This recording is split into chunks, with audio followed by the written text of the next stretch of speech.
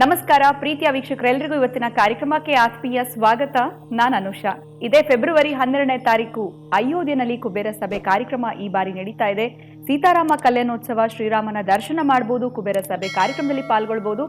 ಅದರ ಜೊತೆನಲ್ಲಿ ವಿಷ್ಣುದತ್ತ ಗುರುಜಿಯವರನ್ನ ನೇರವಾಗಿ ಭೇಟಿ ಮಾಡೋದಕ್ಕೆ ಒಂದೇ ಒಂದು ಸುವರ್ಣ ಅವಕಾಶ ಅಂತ ಹೇಳ್ಬೋದು. ಬನ್ನಿ, ಇವತ್ತಿನ ಕಾರ್ಯಕ್ರಮದಲ್ಲಿ ನಮ್ಮ ಜೊತೆಲಿದ್ದಾರೆ ಸ್ಪಿರಿಚುವಲ್ ಗುರು, ಆಧ್ಯಾತ್ಮಿಕ ಚಿಂತಕರು ಡಾಕ್ಟರ್ ವಿಷ್ಣುದತ್ತ ಗುರುಜಿಯವರು. ಗುರುಗಳನ್ನ ಕಾರ್ಯಕ್ರಮಕ್ಕೆ ಬರ್ಮಾಡ್ಕೊಳ್ಳೋಣ.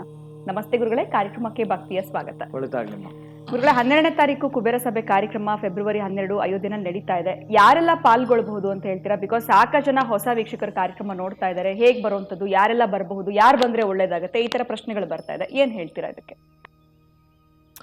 ಓಂ ವಿಶ್ವಸ್ಮೈ ನಮಃ. ಪ್ರೀತಿಯ ಬಂಧುಗಳೇ, ಅಯೋಧ್ಯೆಯಲ್ಲಿ ನಡೀತಾ ಇರತಕ್ಕಂಥ ಇತಿಹಾಸ ಪ್ರಸಿದ್ಧವಾಗಿರತಕ್ಕಂತಹ ಕಾಶಿ ಕ್ಷೇತ್ರದಲ್ಲಿರ್ತಕ್ಕಂತಹ ಕೆಲವು ಕಾರ್ಯಕ್ರಮಗಳನ್ನ ಮಾಡುವಂಥದ್ದು, ಗಂಗಾ ಆರತಿಯಿಂದ ನೀವು ದರ್ಶನ ಮಾಡುವಂಥದ್ರಿಂದ ಹಿಡಿದು 9ನೇ ತಾರೀಕು ಮಧ್ಯಾಹ್ನ ನಾವಿಲ್ಲಿ ಹೊರಡ್ತೀವಿ.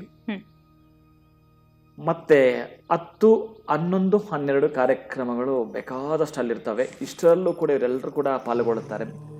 ಯಾರು ನಮ್ಮ ಜೊತೆ ನಮ್ಮ ಭಕ್ತರು ಅಂತ ಬಂದಿರ್ತಾರ ಅವರುಗಳಿಗೊಂದು ಅವಕಾಶ ಅಲ್ಲ, ಸುವರ್ಣ ಅವಕಾಶ ಅಂತ ಹೇಳಬಹುದು. ಅಂತಹ ಅವಕಾಶ ಸೀತಾರಾಮ ಕಲ್ಯಾಣದಲ್ಲಿ ಪಾಲ್ಗೊಳ್ಳುವಂಥದ್ದು. ಅದು ಅಯೋಧ್ಯೆಯಲ್ಲಿ ನೆನಪು ಮಾಡಿಕೊಳ್ಳಿ. ಅಯೋಧ್ಯೆನಲ್ಲಿ ಕುಳಿತಿದ್ದೀವಿ ಅಂದ್ರೇನೆ ನಿಮಗೆ ಪಟ್ಟಾಭಿಷೇಕ ಆದಾಗೇನೆ. ನೀವು ಪಟ್ಟಾಭಿಷೇಕಯುಕ್ತರಾಗಿ ಬಂದರೆ ಅಂತ ಆಚೆಗಷ್ಟೇ. ಅದೇ ವೇದಿಕೆಯಲ್ಲೇನೆ ಕುಬೇರ ಸಭೆ ಕೂಡ. ಅಂತಹ ಕುಬೇರ ಸಭೆ ಈ ಸಲ ಅಲ್ಲಿರೋದ್ರಿಂದ ಉತ್ತರ ದ್ವಾರೆ, ಪೂರ್ವ ದ್ವಾರೆ ಇಂದ್ರಾಯ ನಮಃ, ದಕ್ಷಿಣ ದ್ವಾರೆ ಯಮಾಯ ನಮಃ, ಪಶ್ಚಿಮ ದ್ವಾರೆ ವರುಣಾಯ ನಮಃ, ಉತ್ತರ ದ್ವಾರೆ ಕುಬೇರಾಯ ನಮಃ. ಅಂತಹ ಉತ್ತರಕ್ಕೆ ಇರತಕ್ಕಂತಹ ಉತ್ತರ ಭಾರತದ ಅಯೋಧ್ಯೆಯಲ್ಲಿ ನಿಮಗೆ ನಡೀತಾ ಇದ್ದು ಕುಬೇರ ಸಭಾ. ಇಂತಹ ಕುಬೇರ ಸಭೆಯಲ್ಲಿ ನೀವೇನೇನು ಪಡ್ಕೊಳ್ಬೇಕು ಅಂತಿರ್ತೀರೋ ಆ ಅಷ್ಟ ಐಶ್ವರ್ಯಗಳನ್ನು ಕೂಡ ಪಡೆದುಕೊಳ್ಳಲಿಕ್ಕೆ ಒಂದು ಸುವರ್ಣ ಅವಕಾಶ ಇರತಕ್ಕಂತಹದ್ದು. ಇನ್ನು ಆ ಕ್ಷೇತ್ರ ದರ್ಶನಗಳು ನಾನು ಹೇಳಲಿಕ್ಕೆ ಅಂತ ಹೊರಟ್ರೆ ನಿಮಗೆ 1.5-2 ದಿನಗಳ ಕಾಲ ಕಾಶಿಯಲ್ಲೇ ಇರುತ್ತೆ. ಗಂಗಾ ಆರತಿ ಇರ್ತಕ್ಕಂತಹದ್ದು, ಆ ಘಾಟ್ ಆಗಿರ್ಬೋದು, ಆ ಮಣಿಕರ್ಣಿಕಾ ಘಾಟ್ ಆಗಿರ್ಬೋದು, ಅಲ್ಲಿರ್ತಕ್ಕಂತಹದ್ದು ಏನೇನು ಇದೆ ವಿಶೇಷವಾಗಿ ಅನ್ನಪೂರ್ಣೇಶ್ವರ ದೇವಾಲಯ, ವಿಶ್ವನಾಥನ ದರ್ಶನ, ಆಮೇಲೆ ಅಲ್ಲಿ ಮಾಡಿಸ್ತಕ್ಕಂತಹ ಈ ಹಿರಿಯರಿಗೆ ಪಿಂಡ ಪ್ರಧಾನವಾಗಿರ್ತಕ್ಕಂಥ ಕೈಂಕರ್ಯಗಳು, ಇವೆಲ್ಲವನ್ನು ಜೊತೆಗೂಡಿ ಮಾಡತಕ್ಕಂತಹದ್ದು. ಆಮೇಲೆ ಟೋಟಲ್ ಪ್ಯಾಕೇಜ್ ಇದು. ಇವರೆಲ್ಲರೂ ಕೂಡ ಇಲ್ಲಿ ಫ್ಲೈಟ್ ಹತ್ತಿದ್ರೆ ಮತ್ತೆ ಫ್ಲೈಟಲ್ಲಿ ಕರ್ಕೊಂಡು ಬರೋ ತನಕ ನಮ್ಮ ಸಂಸ್ಥೆನೇ ಜಾಗ್ರತೆ ವಹಿಸುತ್ತೆ. ಹಾಗಾಗಿ ಇವರೆಷ್ಟೋ ಬಾರಿ ಎಲ್ಲೆಲ್ಲಿ ಹೋಗಿ ನನ್ನ ಜೀವನದಲ್ಲಿ ಒಂದು ದಿನ ಆದರೂ ಕಾಶಿಗೆ ಹೋಗ್ಬೇಕು ಅಂತಾರೆ. ಹೌದು ಹೌದು. ಯಾಕಂತಂದ್ರೆ ಈ ಯುಗಗಳೇ ಬದಲಾದರೂ ಕೂಡ ಕೃತಯುಗ, ತ್ರೇತಾಯುಗ, ದ್ವಾಪರಯುಗ, ಕಲಿಯುಗ, ಈ 4 ಯುಗಗಳು ಬದಲಾದರೂ ಎಲ್ಲವೂ ಬದಲಾವಣೆ ಆಗ್ಬಿಡುತ್ತೆ ಈ ಭೂಮಿ ಮೇಲೆ. ಆದರೆ ಕಾಶಿ ಮಾತ್ರ ಹಾಗೇ ಉಳ್ಕೊಂಡಿರುತ್ತೆ. ಎಷ್ಟು ಯುಗಗಳು, ಎಷ್ಟು ಬಾರಿ ಸ್ಥಾನ ಪಲ್ಲಟ ಆದರೂ ಕೂಡ ಕಾಶಿ ಆಗಿರುತ್ತೆ. ಅಂತಹ ಕ್ಷೇತ್ರವನ್ನ, ಅದಕ್ಕೆ ಅದನ್ನು ಏನಂತ ಕರೀತಾರೆ ಅಂತಂದ್ರೆ ಈ ಭೂ ಕೈಲಾಸ ಅಥವಾ ಭೂ ವೈಕುಂಠ ಅಂತ ಏನನ್ನು ಕರಿಬೇಕು ಅಂತಂದ್ರೆ ಆ ಕಾಶಿಗೆ ಮಾತ್ರ ಸೀಮಿತ ಅಂತ ಹೇಳಬಹುದು.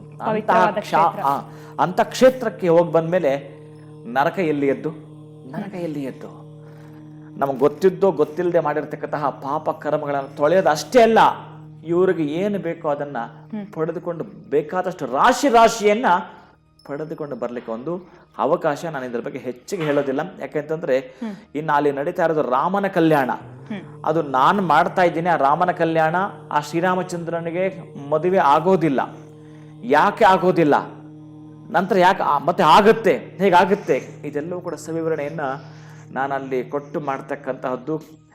ಈ ದಕ್ಷಿಣ ಭಾರತದ ಗುರುಗಳು ಹೇಗೆ ಆ ಕಡೆಗೆ ಪದಾರ್ಪಣೆ ಮಾಡಿದ್ರು, ಈ ದಕ್ಷಿಣ ಭಾರತದಲ್ಲಿ ಹುಟ್ಟಿ ಈ ಲೋಕತ್ರಯಾಚಾರ್ಯರು, ಶಂಕರಾಚಾರ್ಯರಾಗಿರ್ಬೋದು, ನಮ್ಮ ಮಧ್ವಾಚಾರ್ಯರಾಗಿರ್ಬೋದು, ಅಥವಾ ಶ್ರೀರಾಮಾನುಜಾಚಾರ್ಯರಾಗಿರಬಹುದು, ಇವರೆಲ್ಲರೂ ಕೂಡ ದಕ್ಷಿಣ ಭಾರತದಲ್ಲಿ ಹುಟ್ಟಿ ಅವರ ಪದಾರ್ಪಣೆ ಮಾಡಿದ್ದು ಉತ್ತರದ ಕಡೆಗೆ.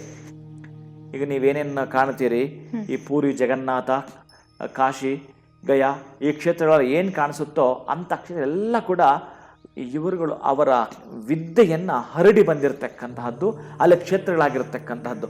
ಅಂತಹ ಕ್ಷೇತ್ರಗಳಲ್ಲಿ ಗುರುವಿನ ಕೃಪೆ ಆದಾಗ ಏನೇನಾಗತ್ತೆ, ಯಾಕಂದ್ರೆ ಧನಕಾರಕನೋ, ಯೋಗಕಾರಕನೋ, ಕಲ್ಯಾಣಕಾರಕನೋ, ಪುತ್ರಕಾರಕನಾಗಿರ್ತಕ್ಕಂತಹ ಗುರುಗಳು ಇರತಕ್ಕಂತಹ ಹೆಚ್ಚಿನ ಕ್ಷೇತ್ರಗಳು ಅಂತ ಹೇಳಲಿಕ್ಕೆ ವಿಶೇಷವಾಗಿರ್ತಕ್ಕಂತಹದ್ದು ಅರ್ಥ ನಾನೇನು ಕೊಡಬೇಕಾಗಿಲ್ಲ. ಹಾಗೆ ನಮಗೆ ಗೊತ್ತಾಗ್ಬಿಡುತ್ತೆ. ಅಂತಹ ಕಾಶಿಯ ಸಂದರ್ಶನವನ್ನು ಮಾಡಿಕೊಂಡು ರಾಮನ ಸನ್ನಿಧಿಯಲ್ಲಿ ಇದ್ದು ಬರ್ಲಿಕ್ಕೆ ಒಂದು ಅವಕಾಶ ಇರುತ್ತೆ.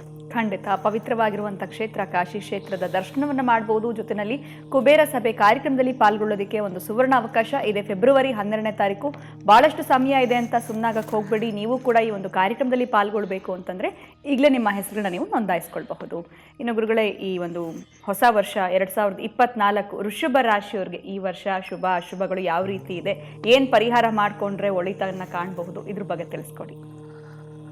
ವೃಷಭ ರಾಶಿಯವರಿಗೆ ಈಗಾಗಲೇ ವ್ಯಯದ ಗುರು ಅಂದರೆ ಮೈನಸ್. ಪಾಪ ಏನು ಪಾಪ ಅವ್ರು ಒಬ್ಬರು ದುಡಿದ್ರೆ 4-6 ಜನ ನೋಡ್ಕೋಬೇಕಾಗತ್ತೆ ವೃಷಭ ರಾಶಿಯವರು. ಅಂಥ ಪರಿಸ್ಥಿತಿ ವೃಷಭ ರಾಶಿಯವರಿಗೆ ಇದ್ದು, ಇನ್ನು ಅದೇ ಗುರು ಇವರ ರಾಶಿಗೆ ಬರ್ತಾನೆ ಯಾವಾಗ 2024 ಮೇ ತಿಂಗಳಲ್ಲಿ. ಆವಾಗಲೂ ಗುರುಬಲ ಇಲ್ಲ, ಇನ್ನೂ 1 ವರ್ಷ ಕಾಯಬೇಕು.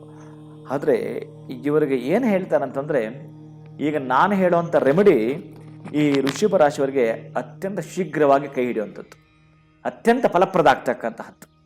ಯಾಕೆಂದರೆ ಜನ್ಮ ಗುರು ನರೋ ದುಃಖಂ ಅಂತ ಹೇಳ್ತಾನೆ. ಹೆಜ್ಜೆ ಹೆಜ್ಜೆಗೂ ಕೂಡ ದುಃಖವನ್ನು ಪಡುವಂಥದ್ದು, ಭೀತಿ ಒಳಗಾಗ್ತಕ್ಕಂಥ ಇವೆಲ್ಲವೂ ಕೂಡ ನಿಮಗೆ ತೋರಿಸುತ್ತೆ.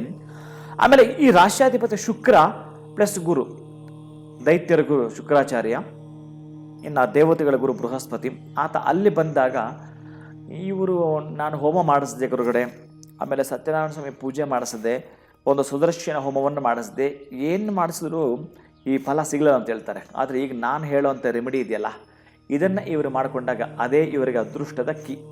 ಆ ತರಹದ್ದು ವೃಷಭ ರಾಶಿಯವರಿಗೆ ಅದೃಷ್ಟದ ಕೀ 2024 ಕೊಡೋದೇ ಆದರೆ ನೀವೊಂದು ಬೆಳ್ಳಿಯ ಸ್ಟಿಕ್ಕನ್ನು ಮಾಡಿಸ್ಕೋಬೇಕಾಗತ್ತೆ. ಸಣ್ಣದೊಂದು ಬೆಳ್ಳಿಯ ಸ್ಟಿಕ್ ಯಾವಾಗಲೂ ನಿಮ್ಮ ಜೊತೆಗೆ ಇರಲೇಬೇಕು. ಬಹಳ ಪ್ರಮುಖವಾಗಿರ್ತಕ್ಕಂಥದ್ದು.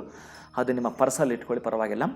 ಆ ಬೆಳ್ಳಿಯ ಸ್ಟಿಕ್ಕನ್ನು ತೆಗೆದುಕೊಳ್ತಾ ಈ ವೃಷಭ ರಾಶಿಯವರು ಔದುಂಬರ ವೃಕ್ಷದ ಕೆಳಗಡೆ ಕುಳಿತುಕೊಂಡು ಭಾಗಶಃ ಅದಕ್ಕೆ ನೀವು ಈ ಸಕ್ಕರೆ ಪುಡಿಯನ್ನು ಪೂರ್ಣವಾಗಿ ಒಂದು ವೃತ್ತ ಬರೋಗೆ ಹಾಕಿ ಆ ಔದುಂಬರದ ಎಲೆಯನ್ನು ಕಿತ್ತುಕೊಂಡು, ಅದೇ ಈ ರಾಶಿಯಾಧಿಪತಿ ಶುಕ್ರ ಮತ್ತು ತುಲಾ ರಾಶಿಗೂ ಶುಕ್ರ, ಆದರೆ 2ನೇ ಮನೆಗೆ ಸಂಬಂಧಪಟ್ಟಾಗೆ ಈ ರಾಶಿಗೆ ಅಪ್ಲೈ ಆಗಲ್ಲ. ಆ 2ನೇ ರಾಶಿಯವರಿಗೆ ಬೆಳ್ಳಿ ಸ್ಟಿಕ್ ಬರುತ್ತೆ. ಅಂತಹ ಬೆಳ್ಳಿ ಸ್ಟಿಕ್ಕಿಂದ ನೀವೇನು ಮಾಡಬೇಕು ಅಂತಂದರೆ, ನಿಮ್ಮ ರಾಶಿಗೆ ಸಂಬಂಧಪಟ್ಟದ್ದು ಈ ತಿರುಪತಿ ಶ್ರೀನಿವಾಸನ ದೇವಸ್ಥಾನದಲ್ಲಿ ಹೋದರೆ ಎಲ್ರಿಗೂ ನಾಮ ಹಾಕ್ತಿರ್ತಾರೆ, ನೋಡಿರ್ತೀವಿ, ಬಿಳಿಯ ನಾಮವನ್ನು ಹಾಕ್ತಿರ್ತಾರೆ. ಅದು ಸಫೇದ ಅಂತ. ಆ ಸಫೇದ ತೆಗೆದುಕೊಂಡು ನೀರಲ್ಲಿ ಸ್ವಲ್ಪ ಕಲಸಿ ಒಂದು ಕಡೆ ಎಲ್ಲಾದರೂ ಒಂದು ಸಣ್ಣ ತಟ್ಟೆಯಲ್ಲಿ ಎಲ್ಲಾದರೂ ಕೂಡ ಅದರ ಮೇಲೆ ನೀವು ಬರೀತಕ್ಕಂಥದ್ದು. ಎಲ್ಲಿ ಆ ಎಲೆಯ ಮೇಲೆ 24 ಸಂಖ್ಯೆಯನ್ನು 6 ಬಾರಿ ಬರೆಯೋದು, ಜೊತೆಗೆ 2 ಗೆರೆ ನಿಮ್ಮ ಆ 24ರ ಮೇಲೆ ಮೊದಲು ಕೂಡ 24 ನಂತರ ಕೂಡ 2 ಗೆರೆ ಹೇಳಿರ್ತಕ್ಕಂಥದ್ದು. ಕೆಳಗಡೆ 2, ಅಲ್ಲಿಗೆ ಇಲ್ಲಿ 2, ಇಲ್ಲಿ 2, ಕೆಳಗಡೆ 2. ಅದಕ್ಕೆ ನಾನು ಬೆಳ್ಳಿ ಕಟ್ಟಿ ಅಂತ ಹೇಳ್ತಾ ಇದ್ದೀನಿ. ಆ ಬೆಳ್ಳಿ ಕಟ್ಟಿಯಲ್ಲಿ ಆ ಶ್ವೇತವರ್ಣದ 2 ಗೆರೆಗಳನ್ನು ಎಳಿತಕ್ಕಂತಹದ್ದು. ಇದಕ್ಕೆ ಆ ಎಲೆಯನ್ನು ಕೈಲಿ ಹಿಡ್ಕೊಂಡು ನೀವು ಹೇಳಬೇಕಾಗಿರತಕ್ಕಂತಹ ಮಂತ್ರ ಓಂ ಶುಕ್ರದೇವಾಯ ನಮಃ, ಓಂ ಶುಕ್ರದೇವಾಯ ನಮಃ, ಓಂ ಶುಕ್ರದೇವಾಯ ನಮಃ.